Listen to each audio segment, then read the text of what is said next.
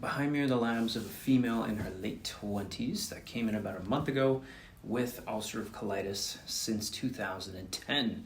And she's been on several different kinds of medications, and since now, she's been getting worse. So she is also anemic, she has an autoimmune disease, dizziness, fatigue, headaches, irregular menstrual cycles, skin sensitivity, and varicose veins. So let's check out our labs.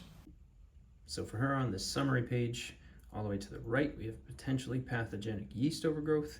She has eosinophilic protein X really high, as well as calprotectin. We have the blood in stool, and then high fecal fats as well.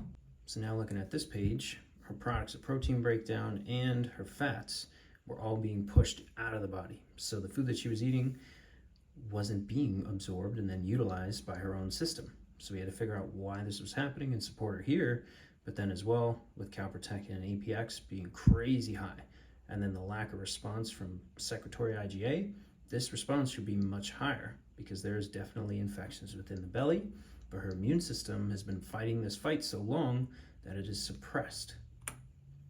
And now looking at the probiotic page here as well, at the bottom we have 1, 2, 3, 4, 5 different families of bacteria that are showing up less than detectable limits. So that is definitely way too low, especially when she came in with mental health symptoms too.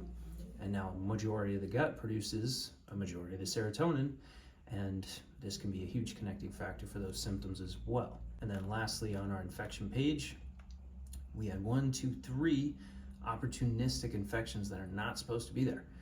Luckily, the yeast didn't show up in culture, but it did on the next page. And then 2 beneficial bacteria here as well, but this one being highly connected with UTIs, and she was going through some of those as well. And here, seeing that the fecal occult blood was positive. So we do have a while to go, but she's already starting to notice that these symptoms are dying down because we're going after the infections. We are rebuilding the barriers of her GI and supporting her enzymatically, all based off of what she has. So now instead of guessing, we know exactly what to do with her food, her lifestyle, and her supplementation, and now all we need is consistency over time, and she will slowly get back to normal. So if this is you or somebody that you know, comment down below or send us a message and we can get you tested to figure out what is causing your issues.